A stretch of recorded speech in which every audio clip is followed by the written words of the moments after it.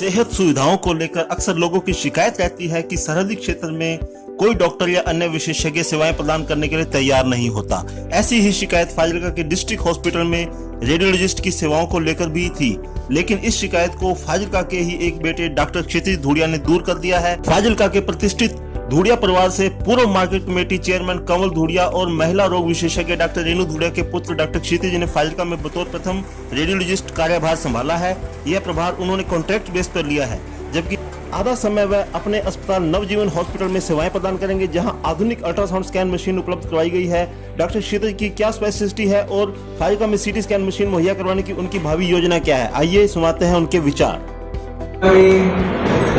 जो radiology services है वो एक लैकिंग था, एक स्फीयर था जो कम था फाजिल्का में, तो उसको कंप्लीट करने के लिए यहाँ की रिक्वायरमेंट्स देखते हुए हम सबने ये प्लान किया कि हॉस्पिटल की एक्सटेंशन की जाए और एक डायग्नोस्टिक सेंटर यहाँ पे पुटअप किया जाए। डायग्नोस्टिक सेंटर में हमने x-ray, digital x-ray with CR system, सारी सर्विसेज हैं उसकी, तरह तरह के प्रोसीजर्स कर सकते हैं जो नियर बाई किसी भी रीजन में नहीं। उसके बाद एक state of the art equipment GV की E6 वॉल्यूशन मशीन ली है, इसके अंदर सारे हाई एंड स्कैन्स कर सकते हैं। कोई भी ऐसा स्कैन नहीं है जो हम यहाँ पर नहीं कर सकते।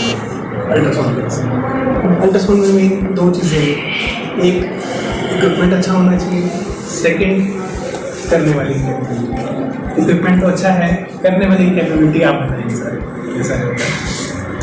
और थर्ड, आज यहाँ के एटमोसफेयर को देखते हुए, आज बढ़ते हुए कोरोना के केसेस को देखते हुए हमने माइंड में रखा है कि सिटी को एक CT स्कैन की भी रिक्वायरमेंट है, तो हमने एक ऑर्डर दे दिया CT स्कैन का। जल्दी से जल्दी CT इंस्टॉल कराने का प्रोसेस है, जितना शिपमेंट में टाइम लगेगा वो रहेगा। उसके बाद सारे कोरोना पेशेंट्स को ईजी रहेगा। आजकल हुआ क्या है कि कोरोना के केसेस हमने देखा है कि लगातार बढ़ रहे हैं और टेस्ट नेगेटिव आ रहे हैं because of the new strains. नए स्ट्रेन्स आ गए हैं, तो test are not capable to pick up the virus. फिर आजकल सारे फिजिशियंस, क्वालिफाइड डॉक्टर सारे CT स्कैन प्लस टेस्टिंग को रिकमेंड करते हैं। तो टेस्ट नेगेटिव हो और CT पे अगर पैच है कोविड का, तो दैट मीन्स पेशेंट को कोविड है। और CT का एडिशनल एडवांटेज कोविड में क्या रहता है कि हम देख सकते हैं कि लंग्स में कितने इन्वॉल्वमेंट, दोनों जो लंग्स होते हैं हमारे पास, उसमें कितने पैचेस हैं, उसकी हम स्कोरिंग कर देते हैं। उससे बहुत ज़्यादा मैनेजमेंट में हमें आइडिया लगता है, डॉक्टर को हेल्प मिलती है कि पेशेंट को हॉस्पिटलाइज करने की ज़रूरत है, घर पर रहने से काम चल जाएगा, या उसको ICU की ज़रूरत है, ऑक्सीजन की ज़रूरत है। सारा मैनेजमेंट CT पे डिपेंडेंट रहता है। जैसे मैंने MD के बाद 6 साल का एक्सपीरियंस है मेरा, पहले PGI, फिर उसके बाद मोहाली एंड चंडीगढ़ के 2 बड़े हॉस्पिटल्स में मैंने कहा, नेशन हॉस्पिटल, क्लाउड9 हॉस्पिटल चंडीगढ़। वहाँ पे मैंने यही देखा कि कोरोना के पेशेंट्स पिछले 1 साल से जैसे आ रहे हैं, उसमें फर्स्ट स्कैन में CT भी किया, सेकेंड भी, थर्ड भी, 3 CT कम से कम करके हमें आइडिया लग जाता है कि पेशेंट डिटीरियरेट हो रहा है, रिलीव हो रहा है, कैसे उसका आगे चलता। तो हर पॉइंट ऑफ व्यू से हमें ज़रूरत है। सेकेंड, मैंने क्लाउड9 हॉस्पिटल को ज्वाइन किया था चंडीगढ़ में। वो फीटल मेडिसिन का ही हॉस्पिटल है। फीटल मेडिसिन मीन्स जो प्रेगनेंसी के टाइम हमें प्रॉब्लम आती है, जो प्रेगनेंसी के टाइम स्कैन्स की ज़रूरत होती है, उसमें स्पेशलाइजेशन की ज़रूरत होती है। स्पेशलाइजेशन से क्या मतलब, प्रेगनेंसी में बेबी है, उसकी हमने पूरी डेवलपमेंट देखनी है। बेबी के अंदर कोई भी ऐसा ऑर्गन नहीं होना चाहिए जो हम उसको स्कैन नहीं करेंगे। बाद में डिलीवरी के बाद पेशेंट में नॉर्मेलिटी आती है, फिर पेरेंट्स भी परेशान, लाइफ लॉन्ग लायबिलिटी है और कुछ भी नहीं रह जाता, सारी लाइफ चेंज हो जाती है पेरेंट्स की। सिर्फ है क्या, अल्ट्रासाउंड करना है, देख लेना भी क्या है। तो उसकी स्पेशलाइजेशन मैंने Fetal Medicine Foundation United Kingdom London से करी है।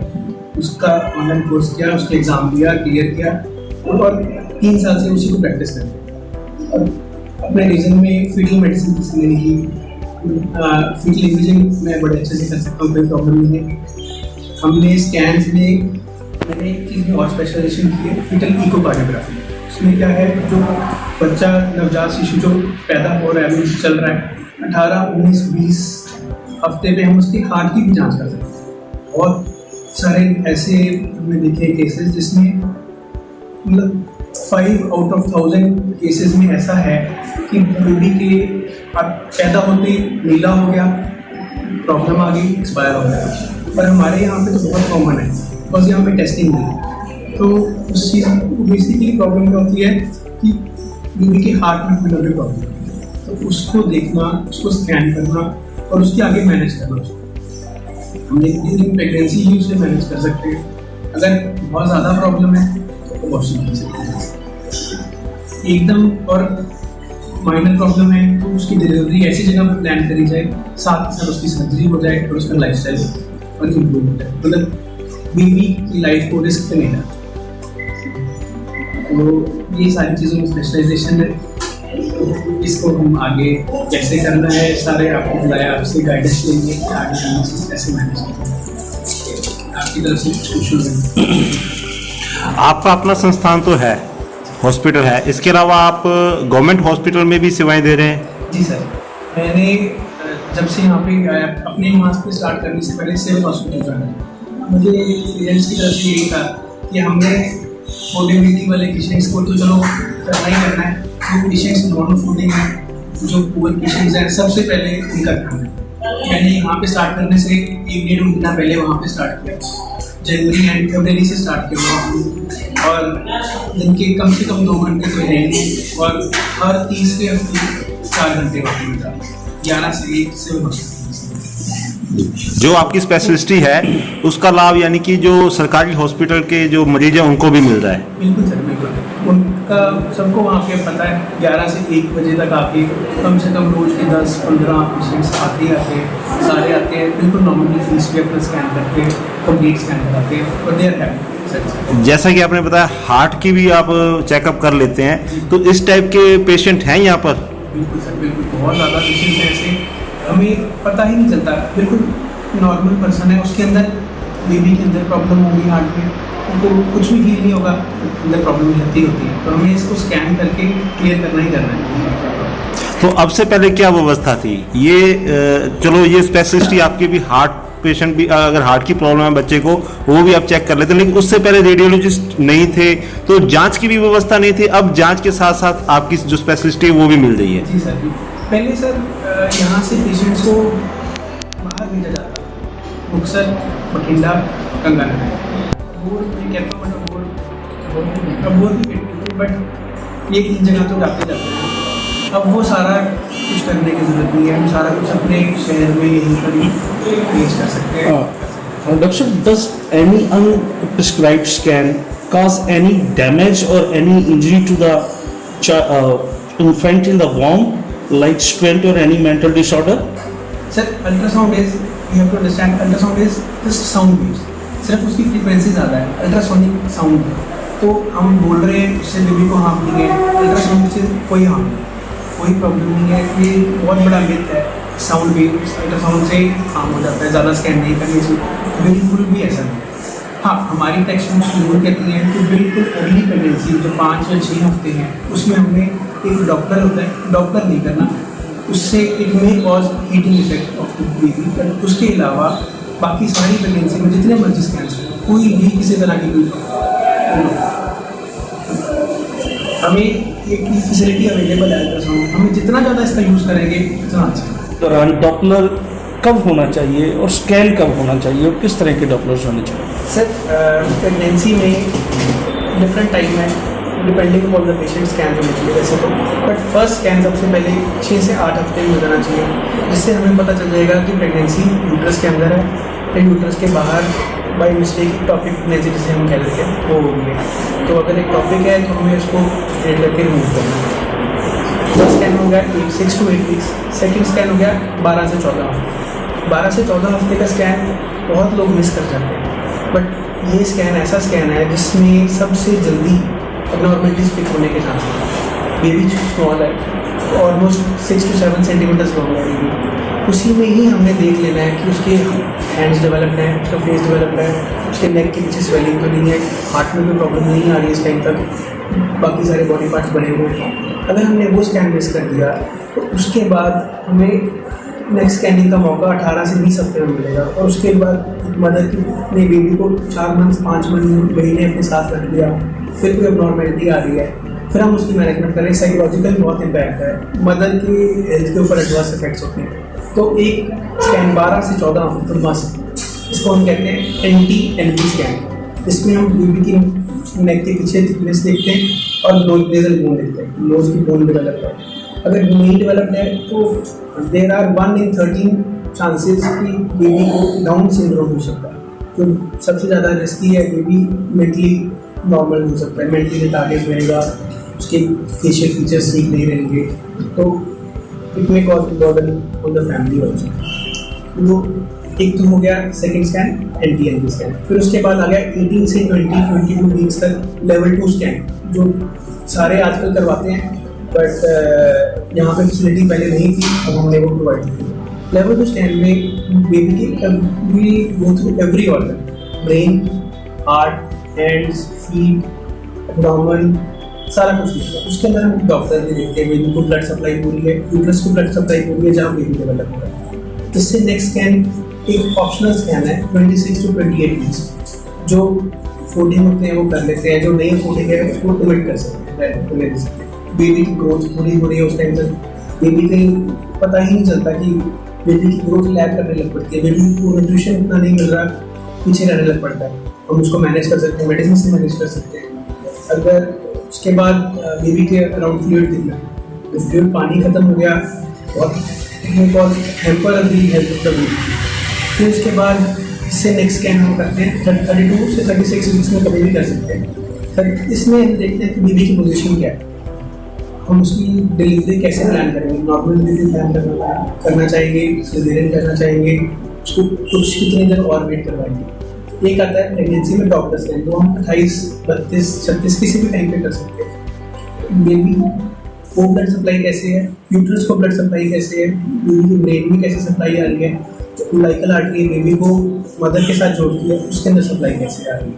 तो ये सारी चीज़ों से प्रेगनेंसी को हम कम्प्लीटली इवैल्यूएट कर सकते हैं। जैसा कि आपने जिक्र किया अभी वो मंद बुद्धि का पता चल सकता है, तो उसको फिर क्योर भी किया जा सकता है? सर क्योर नहीं कर सकते, बट हम ऐसे बेबी को पैदा होने से रोक सकते हैं। जी, ऐसे बेबी को पैदा होने से रोकने के लिए हम उसके बाद उसको नेक्स्ट जेनेटिक टेस्टिंग में जाते हैं, जीनोटाइप करते हैं, बेबी का फ्लूइड निकाल के देखते हैं अराउंड द फ्लूइड है, उसके अंदर एक्चुअली में डाउन सिंड्रोम अगर आता है तो उसके अंदर एक क्रोमोसोम एक्स्ट्रा है, फिर हम उसको अबॉर्ट करते हैं। मतलब समय रहते उसको रोके। जूनियर रेडियोलॉजिस्ट किस तरह के पेशेंट आपके पास आए, आप उनका इलाज कर सकते हैं? सर इसमें वेराइटी है, pregnancy related any issues can be सारा कुछ देख सकते हैं डिटेल। दूसरा बहुत मेजर इशू रहता है डॉपलर का। लोग समझना चाहते हैं कि कलर डॉपलर क्या है। कलर डॉपलर हर ऑर्गन का कर सकते हैं, पैरों का कर सकते हैं, हाथों का कर सकते हैं, आर्टरीज होती हैं जो अच्छा खून लेके जाती हैं, वेन्स जो इम्प्योर ब्लड, गंदा ब्लड वापस लेके आती है, दोनों का कर सकते हैं। दोनों में क्लॉट बन सकते हैं, आर्टरी में भी क्लॉट बन सकता है, वेन में भी क्लॉट बन सकता है, और ये डॉपलर के रही पता चल जाता है। हमने देख लिया कितनी ब्लॉकेज है, उसी का साथ के साथ ट्रीटमेंट स्टार्ट। अगर ज़्यादा ब्लॉकेज है तो तेज तरफ जाएंगे, थोड़ा है हम उसको मेडिसिन से ट्रीट करेंगे। किडनीज में यंग पेशेंट्स में क्या होता है, बीपी बढ़ जाता है, जैसे नॉर्मल 28, 30 ऐसी एज में 180 किसी का बीपी आ रहा है, 200 किसी का बीपी आ रहा है, 160 बीपी आ रहा है।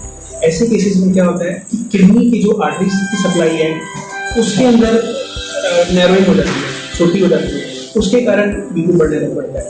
तो रीनल आर्टरी डॉपलर कहते हैं, किडनीज का डॉपलर करते हैं, उससे हमें क्लियर हो जाता है। एक आ गया ओल्ड एज के लिए कैरोटिड डॉपलर, गले की वेसल्स का डॉपलर। उसमें क्या है कि ब्रेन तक पूरी क्लियर सप्लाई जा रही है, कोई क्लॉट तो नहीं है। जैसे स्ट्रोक के पेशेंट्स होते हैं, अधरंग के जो पेशेंट्स होते हैं, उनके अंदर ये डॉक्टर कराना बहुत जरूरी है। तो ब्रेन में क्लॉट हो गया, यहाँ पर भी है, नीचे भी है, तो उसकी डिफरेंट मैनेजमेंट है। सिर्फ ऊपर है तो उसकी डिफरेंट मैनेजमेंट है। और जिसके अंदर हार्ट की जैसे प्रॉब्लम आ गई, तो हार्ट में क्लॉट बन जाते हैं, हार्ट की आर्टरीज में क्लॉट बन जाते हैं, तो यहाँ वाली नेक वाली वेसल्स में भी क्लॉट बनने की प्रोपेंसिटी होती है, ज़्यादा बन सकते हैं। तो हमें उसका डॉपलर करके चेक करना है कि वहाँ पे क्लॉट है कि नहीं है, बन सकता है कि नहीं है, ये सारा कुछ पता चल सकता है। अच्छा, जनरली ये टेस्ट कितने का महंगे होते हैं?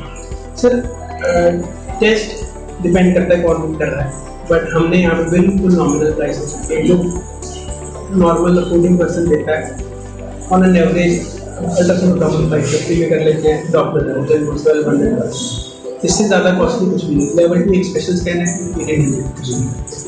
कोई नॉमिनल चार्जेस की कुछ नहीं।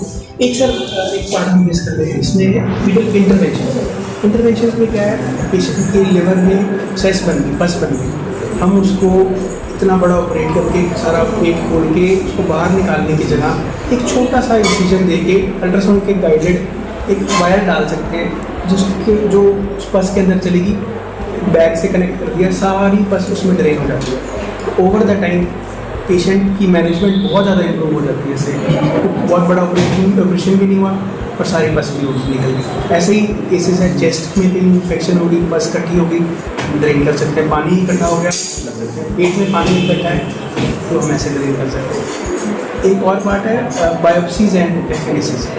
इसमें क्या है कि कई पेशेंट गांठें आ जाते हैं, गले में गांठ होगी, पेट में गांठ होगी, कैंसर वाली गांठ लग रही है, टीबी वाली गांठ लग रही है, लिम्फोमा वाली गांठ लग रही है, उसको जांच करने के लिए एक सुई वाली जांच होती है।